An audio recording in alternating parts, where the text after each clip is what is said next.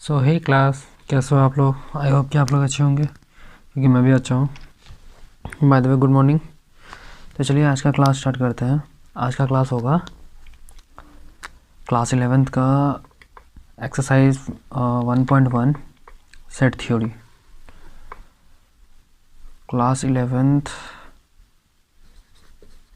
Exercise 1.1, ठीक है। NCERT 11th NCERT क्या है? NCERT है, ठीक। तो अब इसमें क्या कहा जाता है, तो चलिए आज का क्लास स्टार्ट करेंगे। तो क्वेश्चन नंबर 3 आज हम लोग बनाएंगे। क्वेश्चन नंबर 3 ये रहा। क्वेश्चन नंबर 3, निम्नलिखित समुच्चय को रोस्टर रूप में लिखिए। इसमें कहा जा रहा है रोस्टर रूप में लिखे, रोस्टर। तो रोस्टर रूप में लिखने के लिए हमको पहला क्वेश्चन दिया गया है। पहला नंबर क्वेश्चन दिया गया आपको कि ए सेट ए जो है, ए क्या है? सेट है। सेट ए में एलिमेंट x समानुपात x एक पूर्णांक है और -3 x इंटीजर 7 है, ठीक है। यानी कि इसमें कहा जा रहा है कि -3 और 7 के बीच में x है। x मीन्स एलिमेंट है, -3 और 7 के बीच का एलिमेंट है। तो इसमें क्या आ रहा है कि x जो हो गया, x क्या हो गया आपको? ये ABCD जो दिया गया है वो सेट को, एक x सेट को डिनोट करता है, ठीक है। दूसरा x क्या है? x ये डिनोट किया सेट, x डैश ये डिनोट किया आपका एलिमेंट, अवयव, एलिमेंट, इसको बोलते हैं अवयव, ठीक है। इसको बोलते हैं समुच्चय। ये चीज़ तो हमने पिछले क्लास में बताया हुआ है, ठीक है। उसी तरह से जैसे कि उसको हमने अवयव बोला, इसको हमने समुच्चय बोला, ठीक है। उसके बाद क्या हुआ कि इसमें आपको कहा जा रहा है कि रोस्टर के रूप में लिखना है। तो सिंपली आपको क्या करना है, इस तरह से बनाना है। जैसे कि समुच्चय, इसका सॉल्यूशन अगर निकाला जाए, सॉल्यूशन पहला नंबर क्या, इसको मिटा दे क्या? अच्छा रहने दे देता है अभी। सॉल्यूशन है कि सेट समुच्चय ए, सेट ए में set A is equal to curly bracket, curly मतलब मंझली कोष्ठ, ठीक है। हम कैसे सेट को कैसे करते हैं? मंझली कोष्ठ से क्लोज करते हैं, ठीक है। तो यहाँ मंझली कोष्ठ जो है ओपन कर दिए, खोल दिए। खोल देने का मतलब पहला मंझली कोष्ठ लगाया। उसके बाद क्या करना है हमें कि यहाँ पे जो आपको दिया गया कि -3 एक पूर्णांक है, पूर्णांक, ठीक है। उस पूर्णांक में आपको कहा जा रहा है कि -3 और 7 के बीच में x है। x का मतलब कि -3 और 7 के बीच में जितना भी एलिमेंट है, मतलब जितना भी नंबर है, उस नंबर को हम क्या कहेंगे? इसमें रोस्टर के रूप में ऐसा बनाएंगे। इसको रोस्टर के रूप में बनाने के लिए हमको क्या करना पड़ रहा है कि -3 और 7 के बीच में है। तो हमें क्या आएगा? -2 -1, उसके बाद -2 -1, देन उसका 0, ठीक है। फिर उसका 1 2 3 4 5 देन 6, ये आ गया, 6 तक आ गया।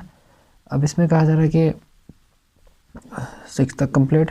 तो इसमें क्या कहा जा रहा था? एक पूर्णांक है और उसका ये दिया गया, ठीक है, नंबर दिया गया। तो हमारा ये पहला नंबर क्वेश्चन सॉल्व हो चुका है। देन उसका सेकंड नंबर क्वेश्चन कहा जा रहा है आपको कि सेट बी मतलब आपको ये कैपिटल लेटर में जो बी दिया गया है, इसको सेट के तौर पे दिया जाता है, ठीक है। आप सेट में कोई भी सभी कैपिटल ले सकता है, ठीक। इसमें कहता है कि सेट बी में x और x समानुपात x संख्या 6 से कम एक प्राकृत संख्या है। मतलब कहा जा रहा है कि संख्या 6 जो है, 6 से कम का प्राकृत संख्या बताइए, ठीक है। आपको सेट दे दिया गया है, आपको सेट क्या दे दिया गया? सेट बी दे दिया गया है, सेट बी दे दिया गया सेकंड नंबर में। और कहा जा रहा है कि सेट बी में आपको क्या निकालना है? 6 से कम प्राकृत संख्या। प्राकृत संख्या किसको कहता है? हमें मालूम है प्राकृत संख्या होता है, गिनती की संख्या समूह को प्राकृत संख्या कहता है। मतलब जो हम काउंटिंग करते हैं उसी को प्राकृत संख्या कहते हैं। प्राकृत संख्या कहाँ से शुरू होता है? नेचुरल नंबर 1 2 3 4 इन्फानाइट तक ख़त्म होता है, ठीक है। तो इसमें क्या कहता है, आपको इसमें क्या ढूंढने के लिए कह रहा है, 6 से कम ढूंढने के लिए। जिस तरह से 6 से कम हम कैसे ढूंढेंगे, ये हो गया सेट बी, उसके बाद कर्ली ब्रैकेट ऑन, उसके बाद है 6 से कम कह रहा है, तो 6 से मतलब 1 2 3 4 5, ये हो गया आपका 6 से कम। इस 6 से कम को हम क्या करेंगे, यहाँ पे कवर कर देंगे, कर्ली ब्रैकेट क्लोज। जैसे ही मंझली कोष्ठ से बंद करेंगे, ये आपका क्या हो गया, सेट हो गया। Second number solve. इसमें कहा जाता है आपको कम 6 से कम एक प्राकृतिक संख्या, तो देखिए 6 से कम है या नहीं, 1 2 3 4 5, उसके बाद 6 से हम आगे तो बढ़े नहीं, 6 से नीचे है, तो 6 से जो नीचे है ये वाला, ये नंबर जो है, तो ये नंबर किस में आता है, 6 से नीचे में। 6 से नीचे नेचुरल नंबर में है, इसको बोलते हैं नेचुरल नंबर, यानी कि प्राकृत संख्या, ठीक है। आप चलते हैं क्वेश्चन नंबर 3 में। सेट सी में x/x 2 अंकों की ऐसी प्राकृत संख्या है जिसका योग जिसके अंकों का योगफल 8 है। मीन्स कह रहा है कि सेट सी में आपको एक सेट दिया गया सी, लेकिन उसमें कहता है कि एलिमेंट जो है, ये x डैश एलिमेंट जो है 2 अंकों की ऐसी प्राकृत संख्या है कि अगर आप 2 और 1 जोड़िएगा ना, जैसे 2 और 1 जोड़े 3 हुआ, तो आपको 7 और 1 जोड़ेंगे तो 8 होना चाहिए, और ऐसा संख्या हमको 8 गो आएगा, ठीक है, हमें 8 गो आएगा। तो उसी तरह से जैसे 7 + 1 8 आया, तो उसी तरह से हमें आगे कर लेना है, ठीक है। तो चलिए बनाते हैं इसको। तो इसमें आपको क्या चाह रहा है, जैसे कि सी नंबर दिया गया, तो इसमें आप बताइए, जैसे कि हमने क्या लिया, 7 + 1 = 8, 2 + 6 = 8, ठीक है।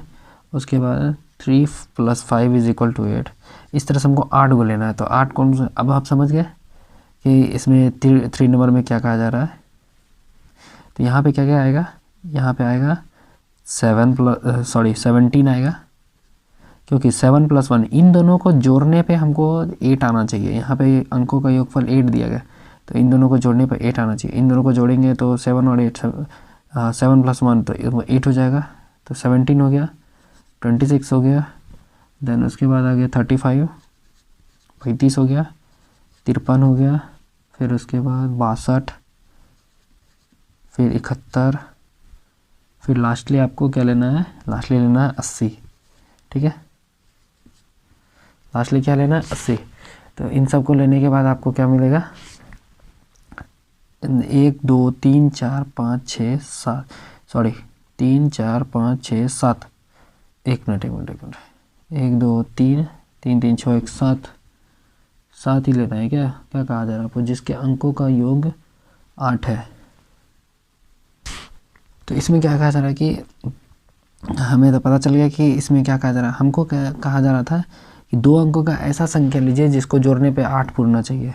तो इन सबको जोड़ेंगे तो 8 ही पूरेगा, बस इतना ही नंबर है जिसको हम जोड़ने पे 8 पूरा सकते हैं, और कोई सा भी नंबर नहीं है, क्योंकि 6 + 2 8, 6 + 2 8, 3 5 8, 5 3 8, बस इतना ही होगा। 8 + 0 8, तो बस इतना सा वही होगा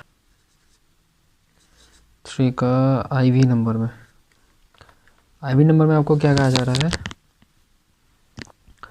IV नंबर में कहा जा रहा है कि सेट डी में x और x के आभास संख्या जो 60 की भाजक है। मीन्स ऐसा आभास संख्या, ऐसा एलिमेंट जो अभाज्य हो।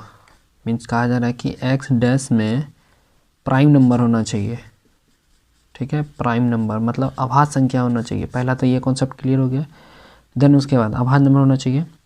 फिर आपको कहा जा रहा है कि जो संख्या 60 की भाजक है, एक तो प्राइम नंबर, उसके बाद जो संख्या 60 की भाजक है, मतलब जो कि ऐसा प्राइम नंबर आभास संख्या जो कि 60 को ऐसा काट, जैसे कहते हैं ना 60 को भाग देना उसमें, तो 60 में भाग लग जाए। जैसे कि फॉर एग्जांपल मैं बता दूँ ऐसा करके, जैसे यहाँ दिया हुआ है 3 नंबर में 1 2 3 6 9 18, ठीक है। और इसमें कहा जा रहा है कि x और x एक धन पूर्णांक है तथा 18 का भाजक है, ठीक है। 18 का क्या है, भाजक है, 18 का भाजक है। तो इसमें हम क्या कर रहे हैं, यहाँ पे दिया गया कि यह भी कि 1 2 3 6 9 और 18 में से प्रत्येक 18 का भाजक है, यानी कि 18 का भाजक है। 1 2 3 6 9 जो है 18 को ऐसे काटते हैं, ऐसे 9 का पहाड़ा पढ़ेंगे, 9 का टेबल पढ़ेंगे, 9 दूनी 18, 2 बार में 9 2 जा 18, तो 2 बार में 18 आ जाता है। तो उसी तरह से यहाँ पे भी करना है। अपने को क्या करना है यहाँ पे कि इसका अभाज्य बताना है।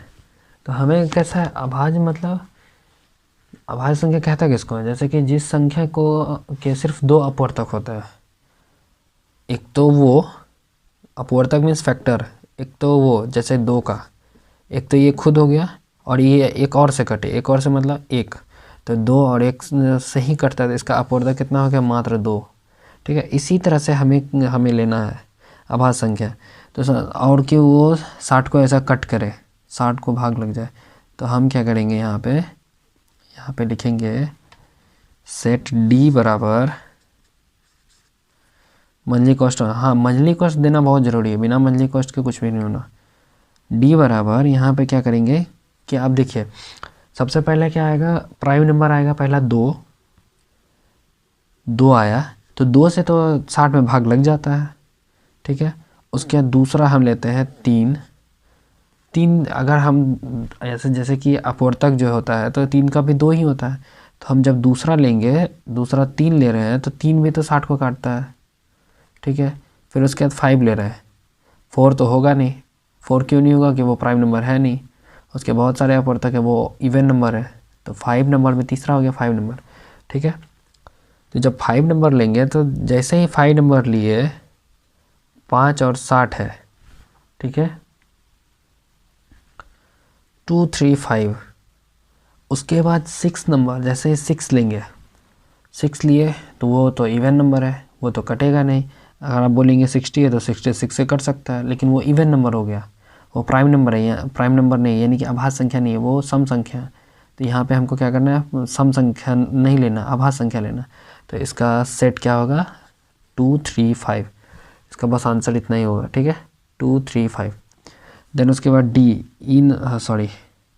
आई वी, देन उसके बाद वी नंबर में हमें क्या कहा जा रहा है, वी नंबर में हमसे कहा जा रहा है कि ई, सेट ई में ट्रिग्नोमेट्री शब्द के सभी अक्षरों का समुच्चय। तो हम क्या करेंगे, सेट ई में ट्रिग्नोमेट्री के सभी अक्षरों का समुच्चय।